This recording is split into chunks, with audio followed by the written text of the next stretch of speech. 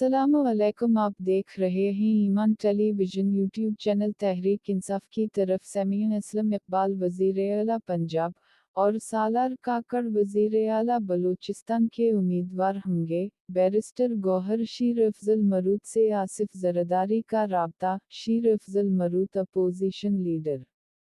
बड़ा ऐलान हो गया। तहरीक इंसाफ की पहली पार्लिमानी पार्टी का इजलास जारी है, जिसकी सरबराही तहरीक इंसाफ के पॉलिटिकल कमेटी के सरबराह कैसर कर रहे हैं। और वीडियो देखें। अगर वीडियो आपको पसंद आती है तो हमारा चैनल सब्सक्राइब करें और वीडियो को लाइक करें। एहतजाज में अगर पाकिस्तानी कम निकलते हैं तो फिर पाकिस्तान में जमहूरियत की जो तकदीर है वो सील होती है। लगभग सीटें चोरी की हैं और एक ऐसे खानदान को पाकिस्तान पे मुसल्लत करने के लिए ये सीटें चोरी की गई हैं जिनका ट्रैक रिकॉर्ड मनी लॉन्ड्रिंग का है। खान साहब ने ये कहा है कि पहली बात तो ये है कि पाकिस्तान के अवाम को ये बता दें कि ये मैंडेट पे सिर्फ डाका नहीं पड़ा है बल्कि पूरे मुल्क की पाकिस्तानियों की आजादी को सल्ब किया गया है।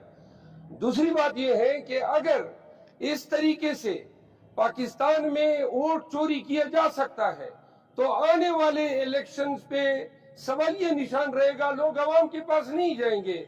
फॉर्म 45 और फॉर्म 47 के चक्कर में इस दफा 7वें नंबर पे आई हुए लोगों को जितवाया गया है।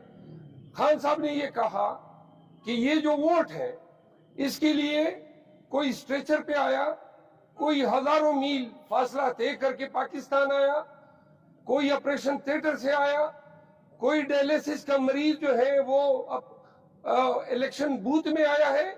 तो लिहाजा ये चोरी जो की गई है ये इसलिए की गई है ताकि एक क्रिमिनल मनी लॉन्ड्रिंग सिंडिकेट, ये एग्जैक्टली ये अल्फाज थे, इसको पाकिस्तान पे इम्पोज करने के लिए जो पहले भी, और उन्होंने खान साहब ने कहा कि ओवरसीज पाकिस्तानीज की रेमिटेंसेस वाहिद जरिया है पाकिस्तान की फाइनेंशियल स्टेबिलिटी का, और ओवरसीज पाकिस्तानीज कतईन डॉलर नहीं भेजेंगे जब वो ये देखेंगे कि जो हुक्मरान है वो डॉलर चोरी करके बाहर बेचते हैं।